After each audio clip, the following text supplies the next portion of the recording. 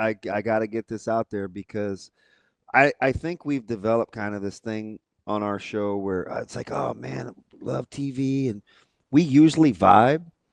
And so my boy, he was fact checking the other day. You had said something about buying Hmm. stock in wide receivers. Mm. And you'd mentioned Doss, and of course, my man Quinn Clark, who I have a strange, weird affinity for. It's so weird, TV. I grabbed him by his bicep the other day. I'm a total random, right? Well, not total. I mean, he's been in my house a few times, but I grabbed him by his bicep, and I go, "Man, is that a muscle? Is that a real muscle?" And he looked at me because he's about 6'12", so he looked down at me and he was Yeah. he was like, "Man, I'm eating my vitamins." This little fake man voice, like that is totally my dude. And I think you right. That's a true story. I'm out there, Tim.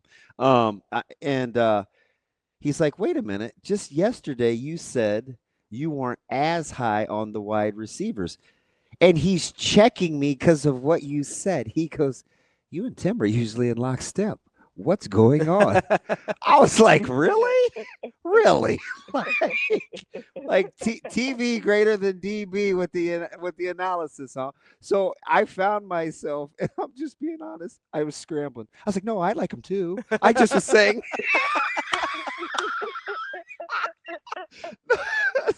well, I said, "No." I said, "Let me clarify. I don't I don't have an opinion really on the overall talent. I just don't think there are as many guys that are ready to play." So that was kind of where I landed on that deal. But you liked what you saw, huh? Yeah, I like the room, and I especially just like Tuesday, watching them go through drills. Like again, you can say the talk of Cortez Mills and Isaiah Mosey, Dana Holgerson just coming out and straight up saying both those guys are going to contribute. You could choose to look at it as, oh well, I guess some of the other guys in the room aren't ready, or I guess this is telling about the DBs. No, I think both those guys are like ready to play Power Four football right now. Cortez Mills has been doing it for years against some of the top players in South Florida. Isaiah Mosey, it just felt like it would translate watching him at Lee Summit North the last 2 years. So I'm pretty comfortable with those two guys. I'm pretty comfortable with the top end of the room: Isaiah Hunter, Dane Key, Ja'Cory Barney. And then, yeah, I mean, I can understand being a little hesitant to buy in on guys that haven't done it yet, like Quinn Clark, like Jaden Doss, like other guys in that room that will have to step up and play bigger roles here in the fall. But I'm confident in that room because I can see, one, the work they're putting in. I see a sense of urgency that wasn't there before. And on Tuesday, the biggest thing for me coming out, why I'm confident in that room, the attention to detail Oh yeah. from Dana Holgerson, Oh Nikhil yeah. Shorts, and Andrew Verbois. Oh yeah. So it's funny how you looked at that as optimism. I looked at it as, what did I say? I'm like, I don't know, man. It's not as easy to play wide receiver as people think. Like that was my takeaway because of the attention to detail. It is it is big boy teaching that's going on. I'm floored, to be honest. Well, and Dana said it a few times. It's like, I, oh, these guys are swimming in it right like now. And yeah. I'm floored at the teaching.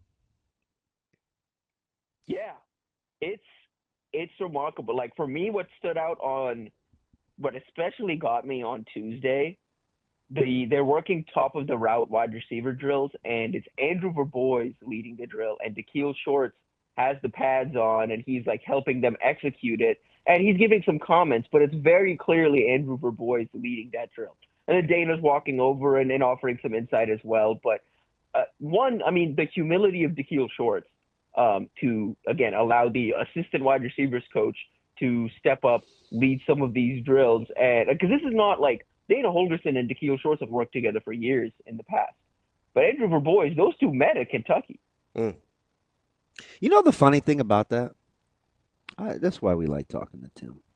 I think that's the whole key to this staff is being selfless. I mean, look at the Mm-hmm. messages that the coaches all talk about at the press conferences. At some point, it comes through leadership, teaching, thinking about others, doing their part, being challenged, maximizing the reps. Like the message is all the same. I don't think you can be an ego guy and function in that environment. It doesn't sound like that would be very becoming. Yeah, not at all. And I thought Marcus Satterfield's press conference, him stepping up there, answering those questions, and just being honest about the process for him, I thought that's really telling. And he said it himself, but what's a better example of, working through tough situations and working through overcoming obstacles, um, than just doing it and showing the players like, hey, I'm a coach. I was your offensive coordinator last year. I'm taking the demotion, but I'm still dedicated to the job, and I'm still going to do the best job possible. And I'm going to make sure, we're putting the best product out there. Well, I think the messaging of why he stayed too was important. It was because he wants to be a part of what's happening here, right? Like that's the key Right. to a lot of this. Whether EJ Barthel talked about Emmett Johnson yesterday, right? Yeah. Talking about Good pull. like, yeah, maybe he wavered a little bit, briefly flirted with the portal, but at the end of the day decided, hey, for everything I've been through and for all the things I've done with this program, I want to be a part of when it gets good. Like I find that like I don't think that's a coincidence at all that you see your former offensive coordinator and your now unquestioned, I guess, starting running back as very similar career paths. And then not to mention you got Heinrich Harburg, who we heard from earlier this week, kind of in a very similar role as well. Like it's the messaging across coaches to players, I think you've got more depth in terms of different programs than I do, but it seems unusual from what I've seen. Right.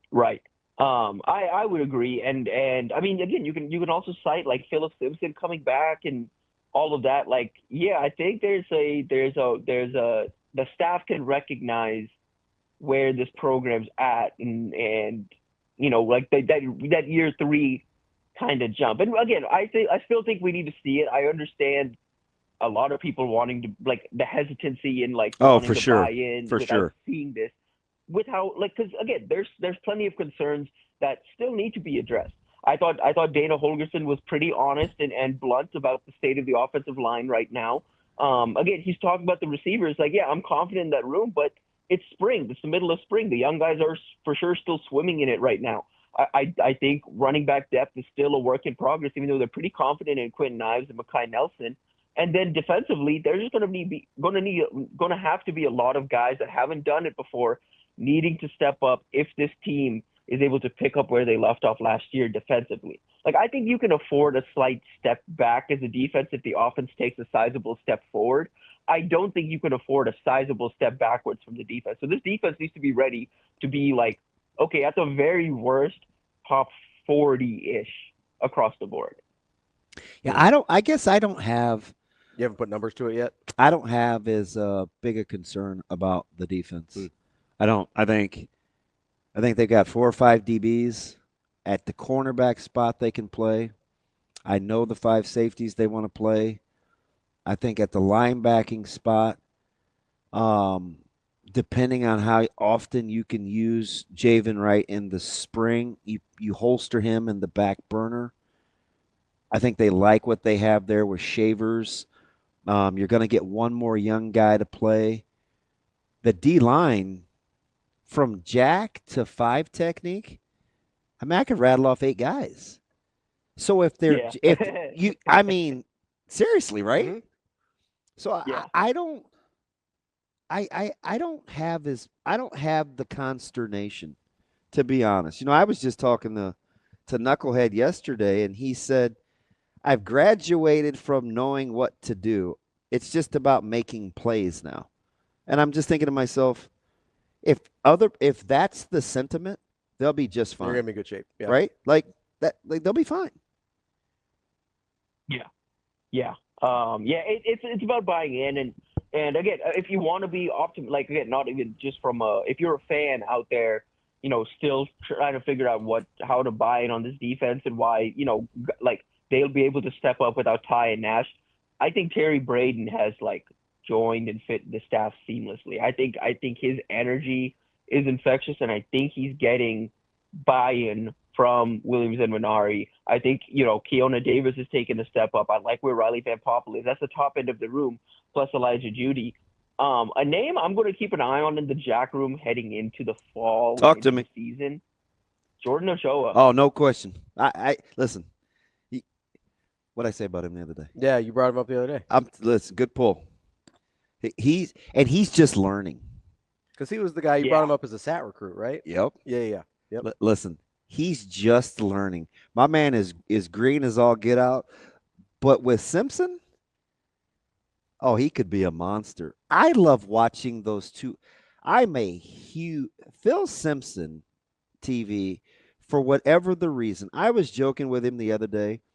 He could tell me my shoes were ugly, my barber was awful, my gear sucks, and I would probably receive it just based on his delivery.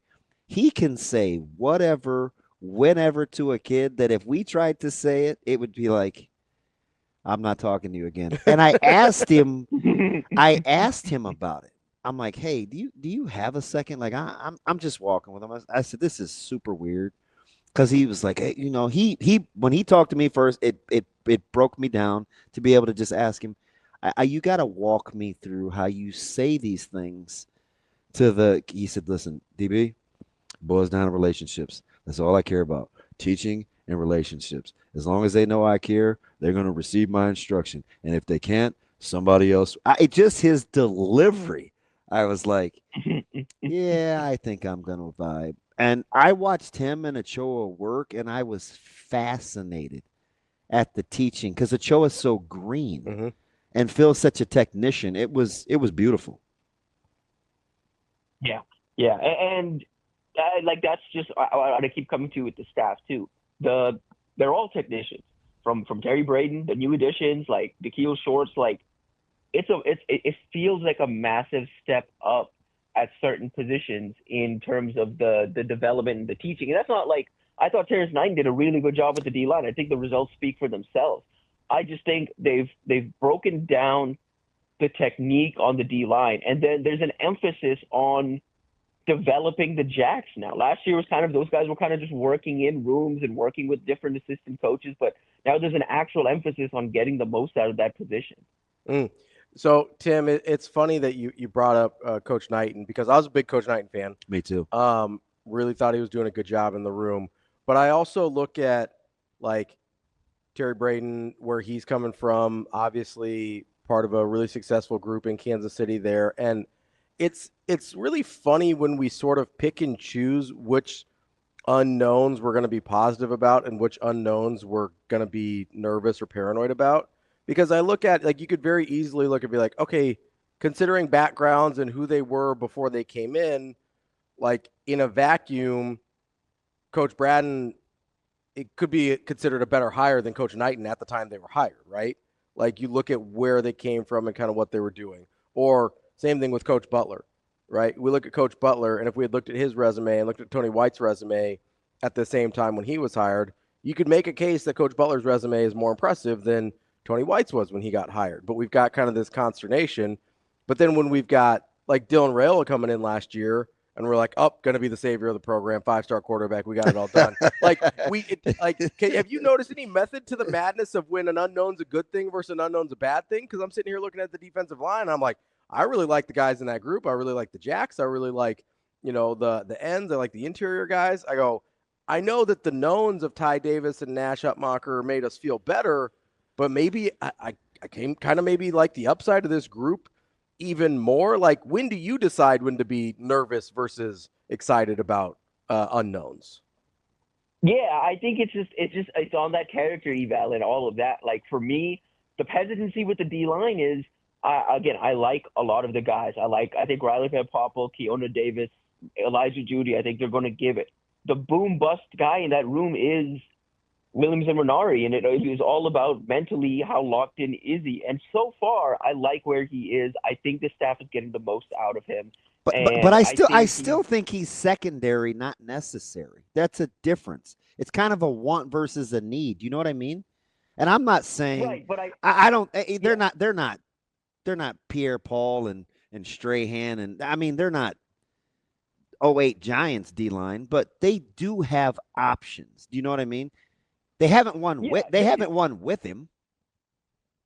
right, for sure, for sure. I think that's all there, but I think that room or the potential of that room gets elevated a whole lot if you get something out of him, and that's where I'm like, okay, can they get that out of him? Maybe that's just me. Maybe I'm putting a little too much into Williams and Minari compared to the rest of the room. But yeah, that's my biggest question with that room and why I'm a little uncertain is just the boom bust potential kind of there. And I think the floor on him is higher than people think because I think he's got the natural size, the anchor, and just his ability as a run defender, I think is enough where you can keep him on the field. So I think the floor is higher than people think. I don't think it's a true like boom bust in the sense that if it doesn't work out, he's unplayable. I just think it's a like, okay, there's a role where this guy is kind of just like on the field and you notice him sometimes, or there's a role where he's a down to down difference maker. Yeah, I mean, I sort of feel the same way about Keona Davis. I mean, like he's one of those guys that we don't have a ton of track record for that I'm looking at. I go, hey, I think the upside on this guy is enormous. Is he going to be a guy that I just notice sometimes and he pops, or is he going to be a guy that is a constant disruptor for other teams? And I think that's where you've got a few guys like that on the defensive line, right? That's why we don't know, and that's why we're sort of just again, I don't know if paranoid's the right word. I don't know if concern's the right word, but it Well, I seems, think a lot of it is we knew what we saw last year. yeah, and I get Ty Robinson was really good, and I know Nash was good despite being banged up, but it's not like you said, DB, it's not like that got us very far. Like I don't know. I just have a hard time thinking it's the end of the world. Yeah, it's fair. And I mean, on the flip side, if we're talking defense, like just in general, on the flip side of this, because of the emphasis in the secondary and the new additions and the development in that room, it's going to be, and I've said this a couple of places, I think it's going to be a top-down defense where the secondary is a strength and they kind of work from there. But I think they've got enough potential in that room. I think they have enough bodies in that room. I think the secondary is going to be better, and I think in general, I think coverages and what the front's doing are going to pair up better, where the defense is going to be a little more cohesive than it was at times last season. So, TV top down, that would be interesting. I would be cheering all for that because if that happens, that means I think some young guys play a key role, obviously. But do you think they can be built that way? The reason that I asked the question is I'm curious because you may not be wrong because during the clinic, Coach Butler talked about the flexibility of having 5 DBs and what you can get into coverage wise. He had these great cut-ups of defending the run and playing 3 deep versus, some palms or clouds, these different coverages out of 2 high looks that if you have the right secondary, how it frees up your D line. So he was talking about, and Terry talked right after him. So they built sequentially, which was encouraging to me because I've always said the year one thing of fitting in the run game as a secondary with a new defensive backs coach with a defense that kind of plays a certain way was going to take a little bit of time. So I don't mind the top down, but I still think in this conference, I don't know if that's going to be a winning enough recipe. I'll listen, but I'm a little gun shy to say yay. Yeah, it's fair. I get that. I'll listen. I'll listen. Right.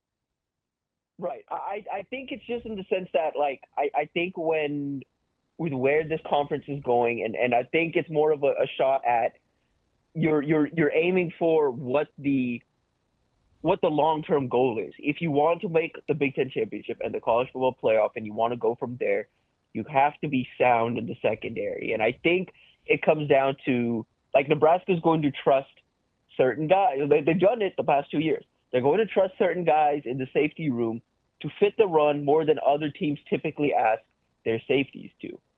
And then you pair that with some of the personnel they've talked about using this year about, hey, we're going to play some dime this year. We're going to have 1 linebacker out there, 4 down linemen, and 6 DBs out there.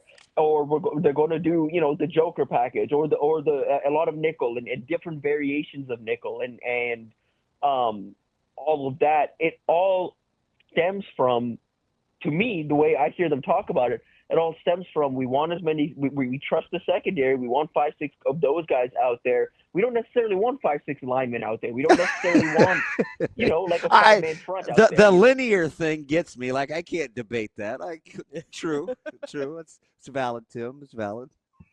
Yeah, that's just what I'm saying. Like, just in that sense, I think it's going to be top down in the sense that they figure out the coverages first. They figure out that first, and then it's like, okay, what front pairs best with this? I think that's how it's going to be dictated moving forward. Where at times last year, it felt like, okay, Tony White dialed this up for the front, John Butler's dialed this up for the back. Wait a minute, we've got a guy out there single high coverage that probably shouldn't be single high coverage on an island on his own. Oh, they had so much slick stuff out of 3 strong with a 2 high look, and that's funny though. TV here for hot takes that Nebraska cannot make a living winning the Big Ten championship playing an old school 50 Okie front. I get it. I think we ran that in 1991. It's at 85th and Crown Point over there at Omaha Northwest. That may have been the last time.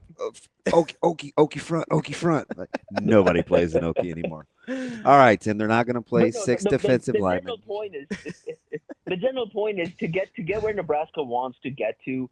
Ultimately, they have to be secondary focused, because to win the big games, to beat the Oregon, to play the Oregons competitively and the USCs and the Ohio States, and then moving on to there, you have to be able to cover. You have to be able to cover some of these high-flying offenses. You have to be able to defend some of these elite quarterbacks, and that stems from the secondary. Like, that stems from getting after the quarterback up front.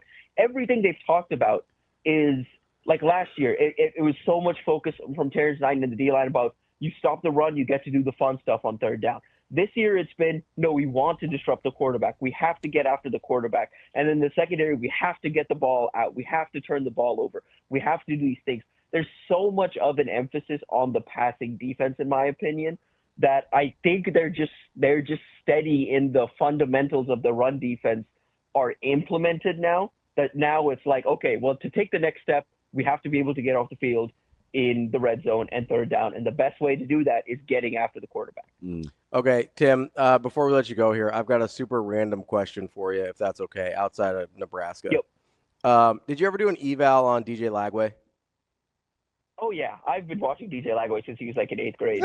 Okay, I figured, because you're weirdo. You're just kind of like that. No, I mean, he lived like 45 minutes down the street from me. My old high school head coach was his athletic director. Like, okay. I've just known the kid forever. Yeah. So I saw a list, I believe, put out by a different site than yours, so I'm not going to give any free pub here, but they had DJ Lagway coming back as not just the top, guy in his class, the top returning quarterback in all of college football. I don't get it. When you look at your eval of him, because I look at the stats and I'm like, well, that's not accurate, just in terms of production, right? But I know he's young and everything, and obviously came in highly touted. When you look at his eval, is there any way you can justify that ranking, or am I just falling for clickbait? I think he long term. I think if you look across the state of college football and the quarterbacks in the state in college football right now, I think DJ Lagway is one of 2 or 3 guys, I think, with QB1 type potential. I think there's a couple guys in there. Personally, I think Dylan's in that conversation. I think Lenore Sellers is in that conversation. I'm gonna say, is he the best in the conference? Yeah, Sellers is. So. I mean, Sellers is coming off. What was he? 19 and 7 touchdowns to interceptions, threw for 2,600 yards. I don't know, man. Sellers looks to be a monster, and he's just getting. Yeah. And he's a legit true freshman. I mean, he's 6'4", he's 240. I don't know, man. That's where I'm at with it personally. Is I think going into this year alone, I think Lagway at 1 is a little high. I think if the question was, you get one quarterback to build your program around the next 2 years, and then you have to bet on this guy being the highest drafted guy down the line, I think I can see the argument for Lagway 1, because I think DJ Lagway, I thought the highs from him last year were higher than most quarterbacks we saw. I think him as a thrower, the development I've seen for him year over year. One day we'll get into that at some point, and just like watching his development and his progression and how many lessons I learned from that, because he was a kid that at no point did he ever let evaluators get into his head and get him away from what he was doing. He'd show up to camps and he'd be like, okay, well, I'm solely working on my upper body here because I need to develop this. So ignore how bad my feet look here, because right now I'm focused on something else. It'll all come together eventually. And then he went out and won Gatorade Player of the Year as a senior, threw for like combined for 5,000 total yards, had 50 total touchdowns, like just had an insanely statistical year. He has taken, I think his ability as a runner is tremendous. I think if you're looking at the modern college football landscape and the NFL landscape, he's what you're looking for as a runner. And then some of the stuff he can do as a quarterback has come together really well, where he's really gifted in his placement and his touch and his accuracy and his confidence, his ability to just rifle throws in there. I'm very excited about the future of Lagway, but I think one long term is a little high. But we're going to have these conversations. I mean, this is just going to be what it is.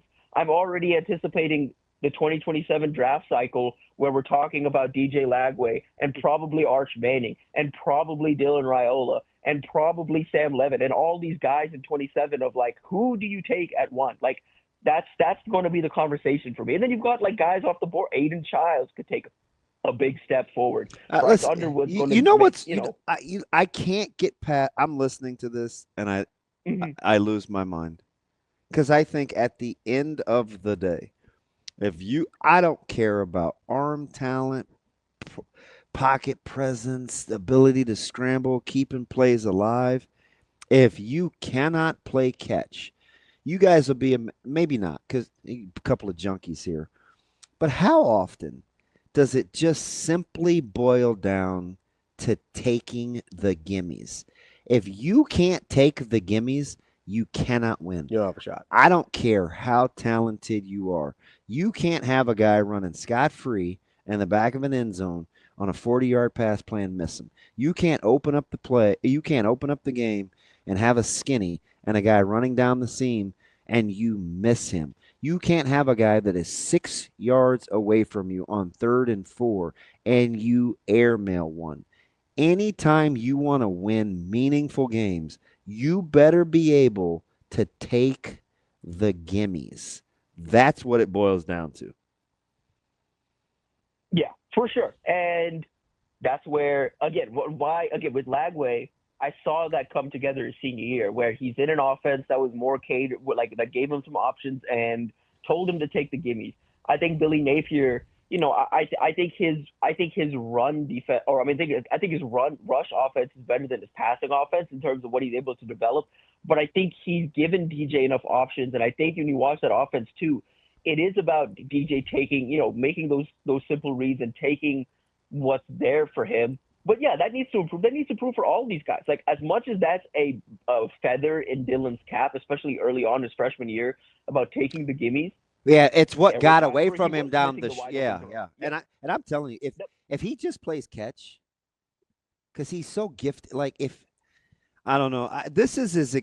If you play catch in a Dana offense, you're throwing for 3,500 yards. That's what I'm saying. That's what I'm saying. Yeah. I had to free myself up the other day, Tim, because I'm close to the best kinda, and I'm like, yeah, but and I have allowed myself to think, if he has true command of this offense and can just play catch, I'm good. All bets are off.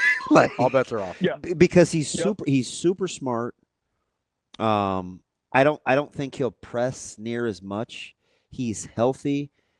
Yeah, I've kind of allowed myself to imagine just playing catch, and if that's the case, I'm good. Yeah. Way good. Tim, real quick here, I want to give you a couple blind resumes. Just and tell me who you like better, okay? 59.9 completion percentage, 12 touchdowns, 9 interceptions, 160 yards per game passing, 8 yards per game rushing. Or 67 completion percentage, 13 touchdowns, 11 picks, 217 yards per game, and -5 yards rushing per game. Which one of those are you taking? I feel like I'm taking A personally. How big of a gap is there? It's not much. It's not much at all. It's very close. The 11 picks bugs me, Yeah.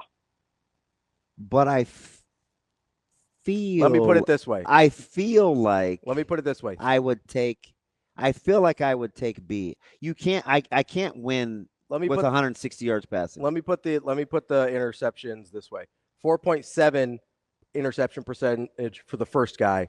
2.7 interception for percentage sure. For Give the me second B. guy. Give me B. Okay, then yeah, B. Then B. B is Dylan Raiola. A is DJ Lagway. Yeah, it's fair. It's fair. I've been talking to people like I hate because you. I saw that list go out, and I was asking around about that, and I genuinely think there's just some people out there that saw the middle year Dylan and that USC game and certain things and are just like out, and I think that's a little weird when I'm talking to other people and they're like, listen, there's a lot of people not even selling, but just like not really talking about Dylan. I'm buying all the Dylan stock. Like, there's multiple national evaluators. Dude's he's pretty good, man. Yeah. Like I play it super close to the vest with him because we are close, but he's pretty good. Yeah, I have to like the simplest, like not even simple, but like we were at Pro Day and we're watching him throw these like hole shots down the sideline. And it's a machine. They're giving him the snap. Guys are releasing, and then right around when they hit the 25-yard line, the next guy's releasing, and it's automatic from Dylan. And I posted that, and people are like, "Oh, he's throwing routes on air. Like anyone can hit that." Now I've been to Elite 11. I've been to all the air. I've seen good quarterbacks miss these shots consistently. It's not even good quarterbacks miss these things. He is in there, and it's a machine. It's consistent. He's in a zone right now, and from talking to people on what we've seen in practice, talking to people that have been in practice, he's been at another level this spring. That I have all the confidence in the world in Dylan. Eventually, like joining that conversation, I think that top 10 is going to look real silly. I think come midseason, just because of the fact of some names that aren't in there, including Dylan Raiola just not being in that top 10. That's all I want. Like DJ Lagway might end up being a great player. Yeah, he's I don't think that's that's not the point of the disparity, exercise. The disparity of the conversation between Lagway and Raiola felt really strange to me. Right. I agree. That's all I got for you, Tim. I appreciate you entertaining my wild hairs. Dude, how long was that? That was like almost. Tim, you cool with a smooth 35 minutes? I mean, sorry about that. Damn, sorry. I'm all Appreciate it, Tim. Have a good weekend. We'll talk to you next week. Yes, sir. Y'all too.